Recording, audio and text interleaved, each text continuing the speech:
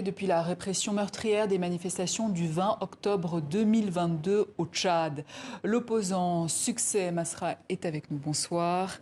Vous êtes chef du parti Les Transformateurs. Voilà plus d'un an, d'un mois, pardon, que vous annoncez votre retour.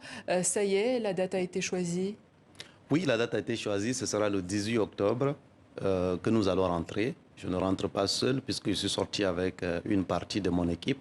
Nous avons parcouru le monde à présenter les faits, à sensibiliser sur la situation de notre pays, sur les exigences de notre peuple qui veut pouvoir choisir démocratiquement ses dirigeants. Et nous avons fini cette mission et nous rentrons pour continuer ce travail et cette lutte auprès de notre peuple. Vous donnez une date de retour, Succès Masra, alors que vous avez fui le pays pour échapper à d'éventuelles poursuites. Non, je n'ai pas fui le pays et je ne suis pas en exil. Je n'ai demandé l'asile politique nulle part, ni en France, ni aux États-Unis, ni dans aucun pays africain. Vous aviez reçu une convocation? Je suis sorti du Tchad 10 jours après le 20 octobre pour porter les faits, les preuves.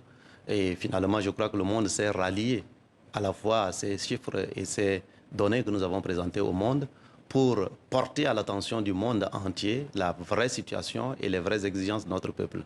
Et donc, vient le moment de rentrer, sauf si vous voulez m'apprendre quelque chose relativement à quelques convocations que ce soit. Je n'ai pas fait l'objet d'une demande. Vous n'avez pas reçu de convocation? Je n'ai pas reçu de convocation particulière. Si vous rentrez, est-ce que vous êtes prêt à répondre à la justice du pays? Je n'ai pas été convoqué par la justice, vous m'apprenez, donc probablement il y aurait quelque chose allant dans ce sens me concernant. Peu importe. Certains de vos militants, partisans ont été graciés.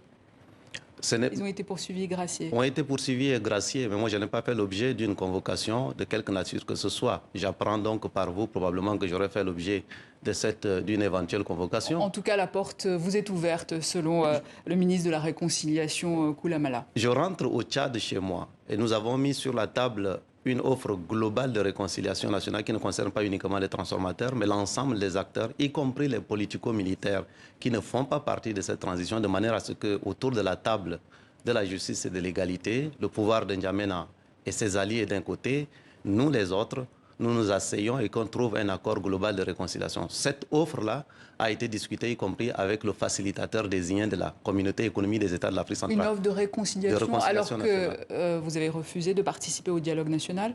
Alors pourquoi ce nouveau dialogue en quelque sorte? Il y a un stock de problèmes politiques qui ont existé avant le 20 octobre, qui n'ont pas été résolus. D'où la crise du 20 octobre. Donc il y a un problème qui existait déjà avant le 20 octobre qui nécessite d'être résolu. Et il y a des problèmes qui sont nés après le 20 octobre. Il y a eu une rupture, une cassure. Plus de 300 personnes ont été tuées, plus de 2000 arrestations, des dizaines de portées disparues. Il y a bel et bien une crise politique aujourd'hui dont tout le monde a conscience. Comment on fait pour résoudre ça? On a deux choix. De constater deux chemins qui évoluent en parallèle ou alors d'avoir le courage des hommes d'État capables, malgré une crise, de s'asseoir à la table et de se réconcilier sur la base de la justice et de l'égalité. Cette offre, elle est sur la table et ce n'est pas une offre pour que moi je rentre, c'est une offre de réconciliation politique nationale. Je suis un Tchadien, je dois pouvoir rentrer chez moi. Mais le gouvernement n'est pas prêt de répondre à cette offre que vous lui proposez. Ah ben donc, est-ce voudrait dire que le gouvernement ne veut pas la réconciliation nationale, malgré une crise qui est constatée par tout le monde, et veut donc plutôt un accord de, je dirais, de capitulation? Ce serait cela? S'il n'y a pas d'accord, vous rentrez quand même? L'accord ne concerne pas mon retour au pays. L'accord, c'est l'accord de réconciliation nationale qui n'a rien à voir avec mon retour. La date de mon retour a été choisie de commun accord avec mes militants, avec mes équipes, après avoir fini ce pourquoi nous sommes sortis. Et c'est pour cela que nous allons rentrer. De préférence, un accord politique global avec tous les acteurs en amont, ce serait une bonne chose. En l'absence de cet accord, nous rentrons quand même parce que la décision elle est prise. Succès Masra, le coup d'État au Niger, c'était il y a 2 mois. La France a annoncé le retrait de ses troupes. De son côté, le Tchad de Déby est considéré comme le dernier allié de la France au Sahel. Qu'est-ce que ça vous évoque?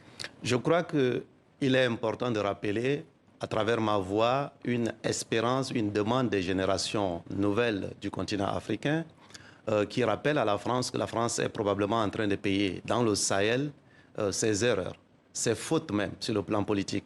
Je dirais que le seul changement non constitutionnel qui n'a pas fait l'objet d'un soutien populaire, c'était celui au Tchad.